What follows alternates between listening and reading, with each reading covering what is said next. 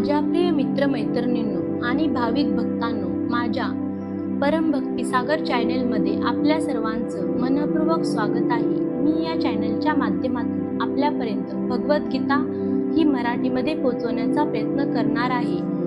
तर मी सुरुवात करत आहे. अध्याय 5 कर्म संन्यास योग. या अध्यायातील उर्वरित भक्तिवेदांत भाष्य यास आपण सुरुवात करत आहोत. कर्म संन्यास योग म्हणजे कृष्ण भावनाभावित कर्म. श्लोक 15. श्री गणेशाय नमः. जय गुरुदेव. भगवंत कोणाचेही पाप किंवा पुण्यकर्मे ग्रहण करीत नाही, तथापि देहधारी जीव हे त्यांच्या वास्तविक ज्ञान आच्छादित करणाऱ्या अज्ञानामुळे मोहित होतात. तात्पर्य असे. संस्कृत शब्द विभू म्हणजे अमर्यादित पूर्ण ज्ञान, ऐश्वर्य, बल, यश, सौंदर्य आणि वैराग्याने परिपूर्ण असणारे भगवंत होत. ते आत्माराम आहेत आणि पुण्य किंवा पापकर्माने कधीच विचलित होत नाहीत. ते कोणत्याही जीवासाठी विशिष्ट परिस्थिती निर्माण करीत नाहीत, परंतु अज्ञानाने मोहित झाल्यामुळे जीव विशिष्ट परिस्थितीत राहण्याची इच्छा करतो आणि याप्रमाणे त्याच्या कर्माची आणि कर्मफलाची शृंखला सुरू होते. जीव हा पराप्रकृती रूप असल्यामुळे ज्ञानमयी असतो, तरीही त्याची शक्ती मर्यादित असल्या कारणाने तो अज्ञानाने प्रभावित होऊ शकतो. भगवंत सर्व शक्तिमान आहेत, पण जीव सर्व शक्तिमान नाही. भगवंत हे विभू किंवा सर्वज्ञ आहेत, तर जीव हा अनुरूप आहे. जीव हा चैतन्य असल्यामुळे स्वतंत्र इच्छा करू शकतो. अशा इच्छेची पूर्तता मात्र सर्व शक्तिमान भगवंताद्वारेच केली जाते. आणि म्हणूनच जेव्हा जीव आपल्यासाठी इच्छा करण्यामध्ये गोंधळून जातो, तेव्हा भगवंत जीवाला त्याच्या इच्छा पूर्ण करण्याची मुभा देतात. परंतु जीवाने केलेल्या इच्छेमुळे विशिष्ट परिस्थिती रूप निर्माण होणाऱ्या कर्मांना आणि कर्मफलांना भगवंत जबाबदार नसतात. यास्तव भ्रमित अवस्थेमधील देहधारी जीव अनुषंगिक भौतिक देहाशी स्वतःचे तादात्म्य करतो आणि जीवनातील क्षणभंगूर सुखदुःखाच्या अधीन होतो. भगवंत हे परमात्मा रूपाने जीवाचे नित्य सहचर आहेत आणि म्हणूनच ज्याप्रमाणे मनुष्य फुलाच्या सान्निध्यात राहून फुलाचा सुगंध घेऊ शकतो, त्याचप्रमाणे भगवंत प्रत्येक जीवाच्या इच्छा जाणू शकतात. इच्छा हे जीवाच्या बद्ध अवस्थेचे सूक्ष्म रूप आहे. भगवंत जीवाच्या योग्यतेप्रमाणे त्याची इच्छा पूर्ण करतात. मनुष्य पुष्कळ योजना करतो आणि परमेश्वर त्या पूर्ण करतो असे नाही. म्हणून आपली इच्छा पूर्ण करण्याइतपत जीव शक्तिमान नाही, तथापि भगवंत सर्व इच्छांची पूर्तता करू शकतात आणि सर्वांसाठी भगवंताकडे समभाव असल्यामुळे ते सूक्ष्मरित्या स्वतंत्र असणाऱ्या जीवाच्या इच्छामध्ये व्यत्यय आणत नाहीत. तरीही जेव्हा मनुष्य श्रीकृष्णाच्या प्राप्तीची इच्छा करतो, तेव्हा भगवंत त्याची विशेष काळजी घेतात आणि त्याला अशी इच्छा करण्यास प्रेरित करतात की जेणेकरून जीव भगवत प्राप्ती करू शकेल आणि नित्य आनंदी होऊ शकेल. म्हणूनच वैदिक मंत्र सांगतात की साधू कर्म भगवंत जीवाला पुण्य कर्मामध्ये कार्यरत करतात, जेणेकरून त्याची उन्नती होऊ शकेल, आणि तेच जीवाला पापकर्मामध्ये कार्यरत करतात, जेणेकरून तो नरकात जाईल.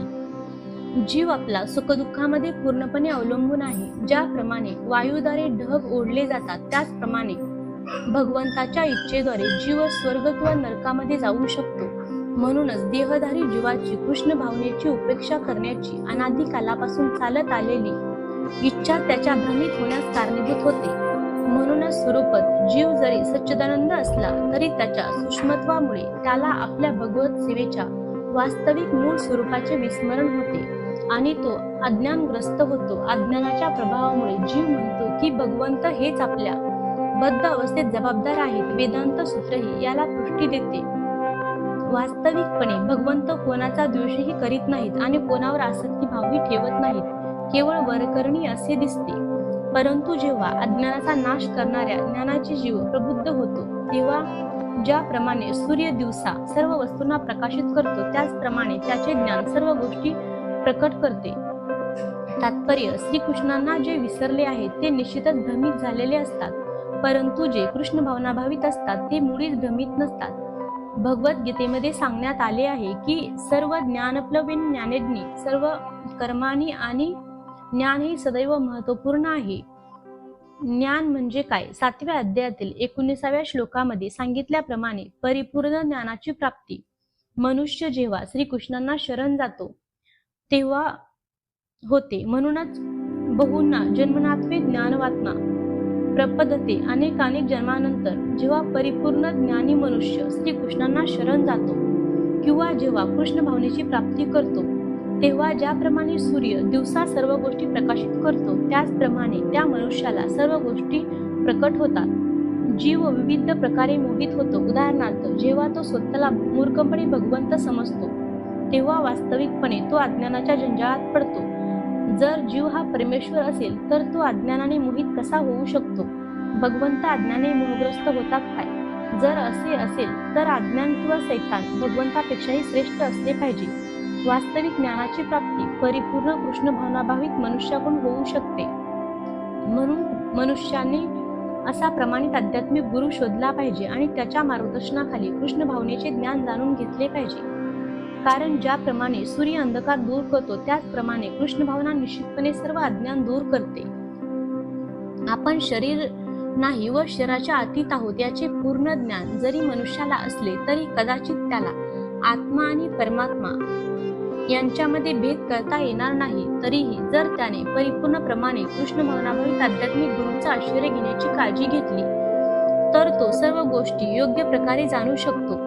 जेव्हा मनुष्य प्रत्यक्षपणे भगवंताच्या प्रतिनिधीला भेटतो, तेव्हाच त्याला भगवंत आणि आपल्या भगवंताशी असणारा संबंध याचे ज्ञान होऊ शकते. भगवंताच्या प्रतिनिधीला जरी भगवंताप्रमाणेच आदर दिला जात असला तरी तो स्वतः भगवंत असल्याचा दावा कधीच करीत नाही, कारण त्याला भगवंताचे ज्ञान असते. मनुष्याने जीव आणि भगवंत याच्यातील भेद जाणला पाहिजे. म्हणूनच भगवान श्रीकृष्ण दुसऱ्या अध्यायात सांगतात की प्रत्येक जीवाला तसेच भगवंतांनाही स्वतंत्र वैयक्तिक अस्तित्व असते. वर्तमान काळी त्यांना वैयक्तिक अस्तित्व आहे आणि मुक्तीनंतरही भविष्य काळात त्यांना स्वतंत्र वैयक्तिक अस्तित्व असते. रात्रीच्या अंधारामुळे आपण सर्व वस्तू एकच असल्याप्रमाणे पाहतो, परंतु दिवसा जेव्हा सूर्योदय होतो तेव्हा आपण प्रत्येक गोष्टीचे वास्तविक स्वरूप पाहतो. आध्यात्मिक जीवामध्ये वैयक्तिक स्वातंत्र्य आणि स्वरूप जाणणे म्हणजेच वास्तविक ज्ञान आहे. जेव्हा मनुष्याची बुद्धी, मन, निष्ठा आणि आश्चर्य हे सर्व भगवंतावर स्थिर होते, तेव्हा पूर्ण ज्ञानाद्वारे त्याची सर्व कल्मषमे धुतली जातात आणि याप्रमाणे तो सहज मुक्तिपथावर अग्रेसर होतो. तात्पर्य असे, भगवान श्रीकृष्ण हे दिव्य परम सत्य आहेत. श्रीकृष्ण हेच पुरुषोत्तम श्री भगवान आहेत. या उपदेशावरच संपूर्ण भगवद्गीता केंद्रित झाली आहे. सर्व वैदिक शास्त्राचे हेच मत आहे. परमतत्व म्हणजेच परम सत्य होय आणि तत्ववेते या परमतत्वाला ब्रह्म, परमात्मा आणि भगवान म्हणून जाणतात. भगवान हे सर्वोच्च परमतत्व आहेत. भगवंताहून अधिक दुसरे काहीही नाही. भगवान सांगतात की निर्विशेष ब्रह्माचा आधारही श्रीकृष्णच आहेत. म्हणूनच सर्व प्रकारे श्रीकृष्ण हेच परम सत्य आहेत, ज्यांचे मन, बुद्धी, निष्ठा आणि आश्चर्य सदैव श्रीकृष्णामध्ये स्थित आहेत. किंवा दुसऱ्या शब्दात सांगावयाची तर जो पूर्णपणे कृष्ण भावनाभावित आहे, निसंशय त्याची सर्व कल्मषमे पूर्णपणे धुतली जातात आणि त्याला परम सत्याचे संपूर्ण ज्ञान होते.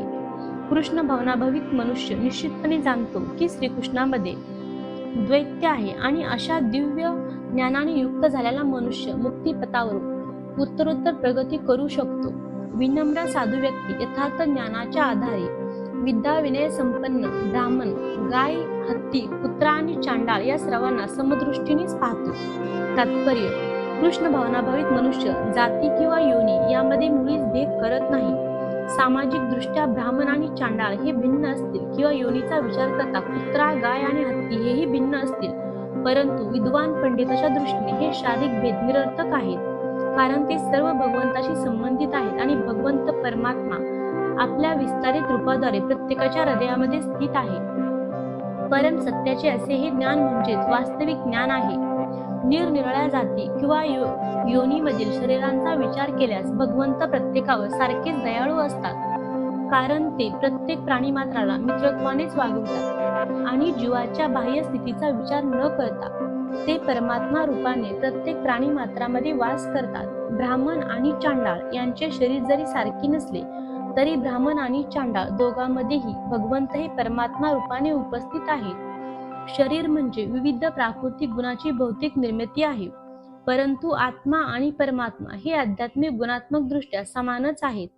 गुणात्मक दृष्ट्या आत्मा आणि परमात्मा समान असले तरी ते परिणामदृष्ट्या ते समान असू शकत नाहीत, कारण आत्मा हा एक विशिष्ट शरीरातच उपस्थित असतो, तर परमात्मा प्रत्येक शरीरामध्ये उपस्थित असतो.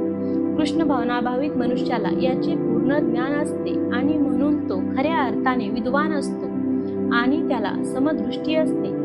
आत्मा आणि परमात्म्यामधील समानता म्हणजे दोघेही सच्चिदानंद आहेत, परंतु दोहोंमधील फरक हाच आहे की आत्मा हा केवळ विशिष्ट शरीराच्या मर्यादित क्षेत्रामध्ये चैतन्य असतो, तर परमात्मा सर्व शरीरामध्ये चेतन असतो.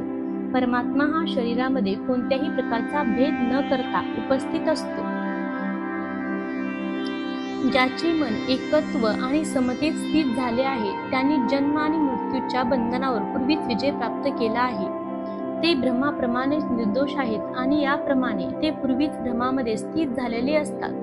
तात्पर्य असे, वर उल्लेख केल्याप्रमाणे मनाची सामावस्था म्हणजे आत्मसाक्षात्काराचे लक्षण आहे. ज्यांनी वास्तविकपणे अशा अवस्थेची प्राप्ती केली आहे, त्यांनी भौतिक बंधने, विशेषतः जन्म आणि मृत्यू यावर विजय प्राप्त केल्याचे जाणले पाहिजे. जोपर्यंत मनुष्य या देहाशी तादात्म्य करतो तोपर्यंत त्याला बद्ध समजले जाते, परंतु जेव्हा तो आत्मसाक्षात्काराद्वारे साम्य अवस्थेपर्यंत उन्नत होतो तेव्हा तो बद्ध जीवनातून मुक्त होतो. दुसऱ्या शब्दात सांगावयाचे तर त्याला भौतिक जगतात पुन्हा जन्म घ्यावा लागत नाही, तर तो मृत्यूनंतर आध्यात्मिक जगतात प्रवेश करू शकतो. भगवंत हे निर्दोष आहेत, कारण ते आसक्ती आणि दोषरहित आहेत. त्याचप्रमाणे जेव्हा जीव आसक्ती आणि दोषरहित होतो तेव्हा तो सुद्धा निर्दोष होतो आणि आध्यात्मिक जगतात प्रवेश करण्यास पात्र होतो. अशा व्यक्ती पूर्वीच मुक्त झाल्याचे समजले पाहिजे आणि अशा व्यक्तीच्या लक्षणाचे वर्णन खाली करण्यात आले आहे. जो मनुष्य प्रिय वस्तू प्राप्त झाल्यावर हर्षून जात नाही, तसेच अप्रिय वस्तू प्राप्त झाल्यावर शोकही करीत नाही, ज्याची बुद्धी स्थिर आहे, जो मोहरहित आहे आणि भगवत विज्ञान जाणतो, तो पूर्वीच ब्रह्मामध्ये स्थित असतो. तात्पर्य असे, आत्मसाक्षात्कारी व्यक्तीची लक्षणे या ठिकाणी सांगण्यात आली आहेत. पहिले लक्षण आहे की तो स्वतःच्या शरीराशी मिता तादात्म्य करून मोहित होत नाही. तो निश्चितपणे जाणतो की आपण म्हणजे शरीर नाही, तर आपण भगवंतांचे अंश आहोत. म्हणून तो शरीराशी संबंधित कोणतीही गोष्ट प्राप्त झाल्यावर हर्षित होत नाही, तसेच शरीराशी संबंधित गोष्ट गमावल्याने शोकही करीत नाही. मनाच्या या स्थिरतेला स्थिर बुद्धी म्हटले जाते. म्हणून तो स्थूल देहालाच आत्मा असे चुकीने समजून मोहित होत नाही, तसेच देहाला शाश्वत मानित नाही आणि आत्म्याचे अस्तित्व अमान्य करीत नाही. या ज्ञानामुळे तो परमसत्याचे संपूर्ण विद्वान म्हणजेच ब्रह्म, परमात्मा आणि भगवान जाणण्याचा स्तरापर्यंत उन्नत होतो. तर सर्व तऱ्हेने ब्रह्माशी एकरूप होण्याचा मिथ्या प्रयत्न न करता आपल्या स्वरूप स्थितीला पूर्णपणे जाणतो. याला ब्रह्म साक्षात्कार असे म्हणतात. अशा स्थिर बुद्धीला कृष्ण भावना म्हणतात. असा मुक्त मनुष्य भौतिक इंद्रिय सुखामध्ये आसक्त होत नाही, तर तो स्वतःमध्ये सुखाचा अनुभव घेत सदैव समाधिस्थ असतो. या प्रकारे आत्मसाक्षात्कारी मनुष्य ब्रह्माच्या ठायी एकाग्र झाल्याने अमर्याद सुखाचा अनुभव घेतो. तात्पर्य, कृष्ण भावनाभावित महान भक्त श्री यमुनाचार्य म्हणतात की माझे मन भगवान श्रीकृष्णाच्या चरण कमलामध्ये रममान झाल्यापासून आणि नवीन दिव्य रसाचे नित्य आस्वादन करीत असल्यापासून जेव्हा जेव्हा मी लैंगिक सुखाचा विचार करतो तेव्हा तात्काळ माझे मुख विकाराने भरून येते आणि त्या विचारावर मी थुंकतो. ब्रह्मयोगयुक्त किंवा कृष्ण भावनायुक्त मनुष्य भगवंताच्या प्रेममयी सेवेत इतका संलग्न झालेला असतो की त्याची भौतिक इंद्रिय सुखाची रुची पूर्णपणे नाहीशी होते. भौतिक दृष्ट्या मैथुन सुख हे सर्वश्रेष्ठ सुख आहे. संपूर्ण जग हे मैथुन सुखाच्या प्रभावाखाली कार्यरत आहे आणि विषयी मनुष्य या सुखाने प्रेरित झाल्यापासून मुळीच कार्य करू शकत नाही. परंतु कृष्ण भावनेमध्ये युक्त असलेला मनुष्य मैथुन सुख टाळून अधिक जोराने कार्य करू शकतो. आध्यात्मिक साक्षात्काराची हीच कसोटी आहे. आध्यात्मिक साक्षात्कार आणि मैथुन सुख कधीच एकत्रित राहू शकत नाही. कृष्ण भावनाभावित मनुष्य हा मुक्त जीव असल्यामुळे तो कोणत्याही प्रकारच्या इंद्रिय सुखाकडे आकर्षित होत नाही. भौतिक इंद्रियाच्या संयोगापासून उत्पन्न होणाऱ्या दुःखाच्या कारणामध्ये बुद्धिमान मनुष्य भाग घेत नाही. हे कोणत्या अशा सुखांना आरंभ आणि शेवट असतो, म्हणूनच बुद्धिमान व्यक्ती त्यामध्ये आनंद घेत नाही. तात्पर्य असे, प्राकृतिक इंद्रियाच्या संयोगामुळे भौतिक इंद्रिय सुखे उत्पन्न होतात आणि शरीर हेच मुळी तात्पुरते असल्यामुळे प्राकृतिक इंद्रिय ही तात्पुरती असतात. क्षणभंगुर अशा कोणत्याही गोष्टीत मुक्त जीव रमत नाही. दिव्य आनंदापासून प्राप्त होणाऱ्या सुखाचे पूर्ण ज्ञान असणारा मुक्त जीव मिथ्या सुख उपभोग करण्यास कसा मान्य करेल? पद्मपुराणात सांगण्यात आले आहे की योगीजन परम सत्यापासून अमर्याद आनंद प्राप्त करतात आणि म्हणूनच परम तत्व श्री भगवान हे राम म्हणून संबोधले जातात. श्रीमद भागवतातही सांगितले आहे की पुत्रांनो, या मनुष्य जीवनामध्ये असताना इंद्रिय सुखासाठी कठोर परिश्रम करण्याचे कारण नाही. अशी सुखे शुक्रांनाही उपलब्ध आहेत. त्यापेक्षा या जीवनामध्ये तुम्ही तपस्या केली पाहिजे, जेणेकरून तुमचे जीवन शुद्ध होईल आणि परिणामी तुम्हाला अनंत दिव्य सुखाचा उपभोग करण्यास मिळेल. म्हणून जे वास्तविक योगी किंवा ज्ञानी आहेत ते नित्य भौतिक अस्तित्वास कारणीभूत असणाऱ्या यह सुखाकडे आकर्षित होत नाहीत. मनुष्य ज्या प्रमाणात प्राकृत इंद्रिय सुखामध्ये आसक्त होतो त्या प्रमाणात तो भौतिक दुःखाच्या जंजाळात पतित होतो. वर्तमान शरीराचा त्याग करण्यापूर्वी जर मनुष्य प्राकृत इंद्रियाचा आवेग सहन करू शकला आणि काम आणि क्रोध यांच्या वेगांना आवरू शकला तर तो योग्य प्रकारे स्थित आहे आणि या जगात तो सुखी असतो. तात्पर्य असे, जर मनुष्याला आत्मसाक्षात्काराच्या पथावर उत्तरोत्तर प्रगती करावयाची असेल तर त्याने प्राकृत इंद्रियाच्या आवेगांना नियंत्रित करण्याचा प्रयत्न करणे अत्यावश्यक आहे. हे आवेग म्हणजे वाणीवेग, क्रोधवेग, मनोवेग, उदरवेग, जनन इंद्रियाचे आवेग आणि जीवावेग होत. जो मनुष्य या सर्व विविध इंद्रियाचे आणि मनाचे आवेग नियंत्रित करण्यामध्ये समर्थ होतो त्याला गोस्वामी किंवा स्वामी म्हटले जाते. असे गोस्वामी अत्यंत संयमी जीवन जगतात आणि इंद्रियाच्या वेगाचा पूर्णपणे त्याग करतात. भौतिक इच्छा जेव्हा अतृप्तच राहतात तेव्हा त्यांच्यापासून क्रोध निर्माण होतो आणि अशा प्रकारे मन, नेत्र आणि वक्षस्थ शुद्ध होतात. म्हणूनच मनुष्याने या भौतिक देहाचा त्याग करण्यापूर्वीच त्यांना संयमित करण्याचा अभ्यास केला पाहिजे. जो हे करू शकतो तो आत्मसाक्षात्कारी असल्याचे जाणले पाहिजे आणि या प्रकारे तो आत्मसाक्षात्काराच्या स्थितीत सुखी असतो. काम आणि क्रोध यांना कठोर परिश्रमाद्वारे संयमित करण्याचा प्रयत्न करणे योगी मनुष्याचे कर्तव्यच आहे. ज्याचे सुख अंतःकरणात आहे, जो अंतरात सक्रिय आहे आणि अंतरातच आनंद अनुभवत असतो आणि ज्याचे ध्येय अंतरातच आहे तो वास्तविकपणे परिपूर्ण योगी आहे. तो ब्रह्मामध्ये मुक्त होतो आणि शेवटी ब्रह्माचीच प्राप्ती करतो. तात्पर्य असे, जोपर्यंत मनुष्य अंतःकरणात सुखाचा अनुभव घेऊ शकत नाही तोपर्यंत तो वरकरणी सुख प्राप्त करून देणाऱ्या बाह्य क्रियांपासून कसा निवृत्त होऊ शकेल? मुक्त मनुष्य हा प्रत्यक्ष अनुभवाद्वारे सुखाचा आनंद घेतो. म्हणून तो कोणत्याही ठिकाणी शांतपणे बसू शकतो आणि जीवनाच्या क्रियांचा अंतरातच उपभोग घेऊ शकतो.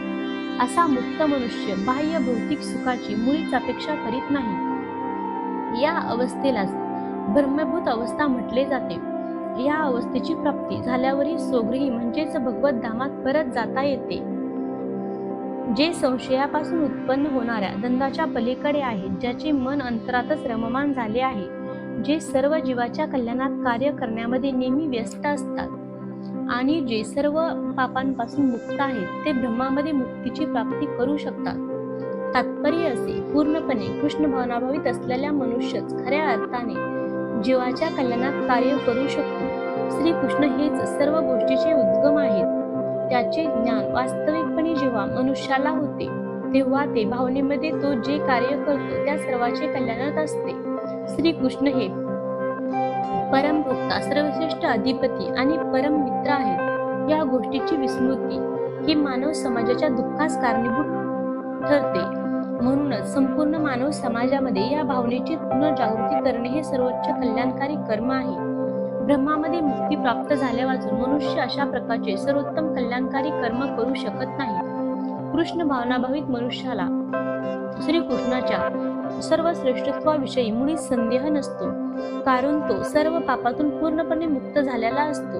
हीच दिव्य भगवत प्रेमाची स्थिती आहे. मानव समाजाच्या केवळ भौतिक कल्याणात कार्यरत असणारा मनुष्य वस्तुतः कोणाचीही मदत करू शकत नाही. स्थूल शरीर आणि मन यांचा तात्पुरता दुःख परिहार हा संतोषजनक नसतो. मनुष्याला त्याच्या भगवंताशी असणाऱ्या संबंधाची विस्मृती हीच त्याच्या जीवनाच्या कठीण संघर्षातील अडचणीचे वास्तविक कारण असते. जेव्हा मनुष्याला श्रीकृष्णाशी असणाऱ्या आपल्या संबंधाची पूर्णपणे जाणीव होते तेव्हा तो जरी भौतिक जंजाळात असला तरी तो मुक्त जीवच असतो. जे क्रोध आणि सर्व भौतिक इच्छापासून मुक्त आहेत, आत्मसाक्षात्कारी, आत्मसंयमी आहेत आणि सतत पूर्णत्वाकरता प्रयत्न करीत आहेत, त्यांना निकट भविष्य काळात ब्रह्मामधील मुक्तीची निश्चिती असते. तात्पर्य असे, मोक्षासाठी निरंतर प्रयत्न करणाऱ्या संत जनामध्ये जो कृष्ण भावनाभावित मनुष्य असतो तो सर्वोत्तम आहे. या वस्तुस्थितीची पुष्टी श्रीमद भागवतात पुढील प्रमाणे करण्यात आली आहे. भक्तिपूर्ण सेवेद्वारे पुरुषोत्तम भगवान श्री वासुदेव यांची भक्ती करण्याचा प्रयत्न कर, जे सकाम कर्माच्या तीव्र आणि सखोल इच्छाचे समूळ उच्चाटन करून भगवंताच्या चरण कमलाची सेवा करण्याच्या दिव्य आनंदात युक्त झाले आहेत. त्यांनी जितक्या प्रभावीपणे इंद्रिय वेग नियंत्रित केले आहेत तितक्या प्रभावीपणे इंद्रिय वेग नियंत्रित करण्याचे सामर्थ्य मोठमोठ्या ऋषीमध्येही नाही. बद्ध जीवामध्ये कर्मफलाचा उपभोग घेण्याची इच्छा इतक्या खोलवर मूळ धरत असते की मोठमोठ्या ऋषींना महत् प्रयास करूनही अशा इच्छा नियंत्रित करणे अत्यंत कठीण असते. भगवत भक्त हा कृष्ण भावनाभावित भक्तिपूर्ण सेवेमध्ये सतत युक्त असल्यामुळे आणि आत्मसाक्षात्कारामध्ये परिपूर्ण असल्यामुळे त्याला ब्रह्मामध्ये मुक्तीची प्राप्ती अत्यंत शीघ्र होते. आत्मसाक्षात्काराचे त्याला संपूर्ण ज्ञान असल्यामुळे तो सदैव समाधीस्थच असतो. यासाठी योग्य उदाहरण द्यावयाचे झाल्यास दर्शन, ध्यान आणि स्पर्श याद्वारे मासा, कासव आणि पक्षी आपापली पिल्ले पोचतात. त्याचप्रमाणे पद्मजा मी देखील करतो. हे पद्मजा मी देखील करतो. मत्स्य आपल्या संततीकडे केवळ पाहून त्याचे पालन पोषण करतो. कासव केवळ ध्यानाद्वारे आपल्या संततीचे पालन पोषण करतो. कासवाची अंडी जमिनीवर घातली जातात आणि कासव पाण्यात असताना अंड्यावर ध्यान करते. त्याचप्रमाणे कृष्ण भावनायुक्त भक्त जरी भगवत धामापासून अत्यंत दूर असला तरी तो कृष्ण भावनाभावित सेवेद्वारे सतत केवळ त्याचे स्मरण करून भगवत धामात उन्नत होऊ शकतो. त्याला सांसारिक दुःखाची व्यथा भासत नाही आणि जीवनाच्या या अवस्थेलाच ब्रह्मनिर्वाण म्हटले जाते. अर्थात सतत ब्रह्मामध्ये तल्लीन असल्यामुळे भौतिक दुःखे नाहीशी होतात. सर्व बाह्य इंद्रियविषय रोखून दोन भुवयामध्ये दृष्टी एकाग्र करून नाकपुड्यामध्ये प्राण आणि अपान वायूंना रोखून आणि याप्रमाणे मन, इंद्रिय आणि बुद्धी संयमित करून मोक्ष प्राप्तीचे ध्येय असणारा मुनी इच्छा, भय आणि क्रोधापासून मुक्त होतो. जो मनुष्य नित्य अवस्थित असतो तो निश्चितपणे मुक्तच असतो. तात्पर्य असे, कृष्ण भावनेमध्ये संलग्न होऊन मनुष्य तात्काळ आपले आध्यात्मिक स्वरूप जाणू शकतो आणि त्यानंतर तो भक्ती योगाच्या माध्यमाने भगवंतांना जाणू शकतो. जेव्हा मनुष्य भगवत भक्तीमध्ये उत्तम प्रकारे स्थित होतो तेव्हा तो दिव्य स्तरापर्यंत उन्नत होतो आणि यामुळे आपल्या कार्यक्षेत्रामध्ये भगवंताची उपस्थिती जाणण्या इतपत पात्र बनू शकतो. या विशिष्ट स्थितीला ब्रह्मनिर्वाण किंवा ब्रह्मातील मुक्ती असे म्हटले जाते. ब्रह्मनिर्वाणाच्या उपरोक्त तत्वाचे विवेचन करून झाल्यावर भगवंत अर्जुनाला अष्टांग योग या योग पद्धतीच्या आचरणाद्वारे मनुष्य या अवस्थेपर्यंत कसा येऊ शकतो याचा उपदेश करतात. या अष्टांग योगाची 8 अंगे आहेत व ती म्हणजे यम, नियम, आसन, प्राणायाम, प्रत्याहार, धारणा, ध्यान आणि समाधी ही होत. 6व्या अध्यायामध्ये योग विषयाचे विस्तृत स्पष्टीकरण करण्यात आले आहे आणि 5व्या अध्यायाच्या शेवटी त्याचे केवळ प्राथमिक वर्णन करण्यात आले आहे. प्रत्याहार हा योग पद्धतीद्वारे शब्द, स्पर्श, रूप, रस आणि गंध या इंद्रिय विषयाचा त्याग केला पाहिजे. त्यानंतर 2 भुवयामध्ये दृष्टी एकत्रित करून अधोनिमीलित नेत्रांनी नासिकाग्रावर ध्यान एकाग्र केले पाहिजे. नेत्र पूर्णपणे बंद करण्याने काही लाभ होत नाही, कारण नेत्र पूर्णपणे बंद केल्यास निद्रावश होण्याचा संभव असतो. तसेच नेत्र संपूर्ण उघडे ठेवल्यानेही काही लाभ होत नाही, कारण तसे केल्यास इंद्रिय विषयाद्वारे मोहित होण्याची शक्यता असते. शरीरातील उद्ध्रव आणि अधोगमन करणाऱ्या वायूचे समत्व साधून नाकपुड्यामध्ये श्वासोच्छ्वासाची हालचाल रोखली जाते. अशा योगाच्या आचरणाद्वारे मनुष्य इंद्रिय संयमित करू शकतो, बाह्य इंद्रिय विषयापासून अलिप्त राहू शकतो आणि याप्रमाणे तो ब्रह्मनिर्वाणासाठी स्वतःची तयारी करतो. ही योग पद्धती मनुष्याला सर्व प्रकारच्या क्रोध आणि भयापासून मुक्त होण्यास व त्यायोगे दिव्य स्थितीत परमात्म्याच्या उपस्थितीचा अनुभव घेण्यास सहाय्य करते. दुसऱ्या शब्दात सांगावयाचे तर कृष्ण भावनामृत ही योग पद्धतीची आचरणाची सहज सुलभ पद्धत आहे. याचे पुढील अध्यायामध्ये विस्तृत वर्णन करण्यात येईल. कृष्ण भावनाभावित मनुष्य हा नित्य भक्तिपूर्ण सेवेमध्ये युक्त असल्या कारणाने त्याची इंद्रिये इतर गोष्टीमध्ये रत होण्याचा धोका नसतो. इंद्रिय संयमित करण्याचा हा मार्ग अष्टांग योगापेक्षा अधिक उत्तम आहे. मी सर्व यज्ञ आणि तपस्याचा परमभोक्ता, सर्व ग्रहलोक आणि देवदेवतांचा परमेश्वर आणि मी सर्व जीवाचा हितकर्ता व सर्व जीवाच्या कल्याणाची इच्छा करणारा आहे, हे जाणून माझे पूर्ण ज्ञान असणारा सांसारिक दुःखापासून शांती प्राप्त करतो. तात्पर्य असे, माया शक्तीच्या कचाट्यात सापडलेले सर्व बद्ध जीव या भौतिक जगतात शांती प्राप्त करण्यासाठी अत्यंत उत्सुक असतात. परंतु श्री भगवद्गीतेच्या श्लोकामध्ये वर्णिलेले शांतीचे सूत्र त्यांना माहीत नाही. सर्वश्रेष्ठ शांती सूत्र केवळ हेच आहे की भगवान श्रीकृष्ण हे सर्व मानवी कार्याचे भोक्ता आहेत. सर्व काही भगवंताच्या दिव्य सेवेमध्ये अर्पण केले पाहिजे, कारण ते सर्व ग्रहलोकाचे आणि त्यामधील देवदेवतांचे अधिपती आहेत. त्यांच्याहून श्रेष्ठ कोणीही नाही. देवदेवतांमध्ये सर्वश्रेष्ठ ब्रह्मदेव आणि शंकर यांच्यापेक्षाही भगवंत श्रेष्ठ आहेत. वेदामध्येही भगवंताचे वर्णन परम महेश्वरम म्हणून करण्यात आले आहे. मायेच्या प्रभावाखाली जीव आपल्याला दृश्य असणाऱ्या सर्व गोष्टींचे भोक्ता बनण्याचा प्रयत्न करीत आहेत, परंतु वस्तुत्व ते भगवंताच्या भौतिक शक्तीच्या वर्चस्वाखाली असतात. भगवंत हे प्रकृतीचे स्वामी आहेत आणि बद्ध जीव हे भौतिक प्रकृतीच्या कठोर नियमाच्या अधीन आहेत. जोपर्यंत मनुष्य हे उघड सत्य जाणू शकत नाही, तोपर्यंत त्याला या जगात व्यक्तिशः अथवा सामूहिकरित्या शांती प्राप्त करणे शक्य नाही. कृष्ण भावनेचा हाच अर्थ आहे की भगवान श्रीकृष्ण हे सर्वश्रेष्ठ अधिपती आहेत आणि मोठमोठ्या देवतांसहित सर्व जीव हे त्यांच्या अंकित आहेत. मनुष्य परिपूर्ण कृष्ण भावनेमध्येच केवळ परमशांती प्राप्त करू शकतो. हा 5वा अध्याय म्हणजे कृष्ण भावनेचे व्यावहारिक विश्लेषण आहे व याला सामान्यतः कर्मयोग म्हणून आणले जाते. कर्मयोग कसा मुक्तिदायक होऊ शकतो या मानसिक तर्कवादाच्या प्रश्नाचे उत्तर या ठिकाणी देण्यात आले आहे. कृष्ण भावनाभावित कर्म म्हणजेच भगवंत हे सर्वाचे अधिपती आहेत. या पूर्ण ज्ञानाने युक्त होऊन कर्म करणे होय. असे कर्म हे दिव्य ज्ञानाहून भिन्न नाही. प्रत्यक्ष कृष्ण भावना म्हणजे भक्तियोग आहे आणि ज्ञानयोग हा भक्ती योगाकडे घेऊन जाणारा मार्ग आहे. कृष्ण भावना म्हणजे स्वतःच्या परम सत्याशी असणारा संबंधाच्या पूर्ण ज्ञानाने युक्त होऊन कर्म करणे होय आणि या भावनेची परिपूर्णता म्हणजेच श्रीकृष्णाचे किंवा पुरुषोत्तम श्री भगवंताचे संपूर्ण ज्ञान होय. विशुद्ध जीव हा भगवंताचा अंश या नात्याने त्यांचा शाश्वत सेवक असतो. मायेवर प्रभुत्व गाजवण्याच्या इच्छेमुळे तो मायेच्या संपर्कामध्ये येतो आणि हीच गोष्ट त्याच्या अनेक दुःखास कारणीभूत असते. जोपर्यंत तो भौतिक प्रकृतीशी संबंधित आहे तोपर्यंत त्याला आपल्या भौतिक गरजा भागवण्यासाठी कर्म करावेच लागते.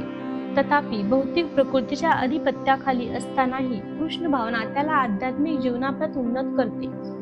कारण कृष्ण भावना म्हणजे भौतिक जगतामध्ये साधनेद्वारे आध्यात्मिक अस्तित्वासाठी जागृती करणे होय. जितक्या प्रमाणात मनुष्य प्रगती करतो तितक्या प्रमाणात तो भौतिक प्रवृत्तीच्या तावडीतून सुटतो.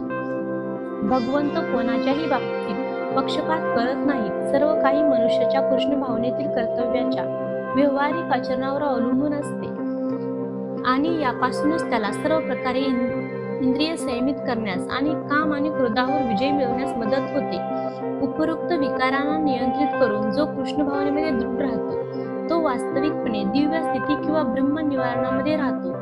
अष्टांग योगाचे कृष्ण भावनेमध्ये आपोआपच आचरण होते, कारण यामध्ये अंतिम हेतू साध्य होतो. यम, नियम, आसन, प्राणायाम, प्रत्याहार, धारणा, ध्यान आणि समाधी यांच्या आचरणाने यथावश्यक उन्नत अवस्था प्राप्त होते. परंतु भक्ती योगातील पूर्णतेची ही केवळ पूर्वतयारी आहे आणि भक्तिपूर्ण सेवा हीच मानव जातीला शांती प्रदान करू शकते. हीच जीवनाची परमोच्च संसिद्धी आहे. या प्रकारे भगवद्गीतेच्या कर्मसन्यास योग या 5व्या अध्यायावरील भक्तिवेदांत भाष्य संपन्न. ही होती भगवद्गीतेच्या 5व्या अध्यायाची कथा. तुम्हाला हा अध्याय कसा वाटला ते कमेंटमध्ये नक्की कळवा आणि अशाच भक्तिमय वाचनासाठी माझ्या परम भक्तिसागर चॅनेलला सबस्क्राईब करा आणि बाजूच्या बेल आयकॉनवर क्लिक करा, लाईक करा, शेअर करा. यामुळे माझा पुढचा अध्याय तुमच्यापर्यंत लवकर पोहोचेल. धन्यवाद. ओम नमो भगवते वासुदेवाय. ओम नमो भगवते वासुदेवाय.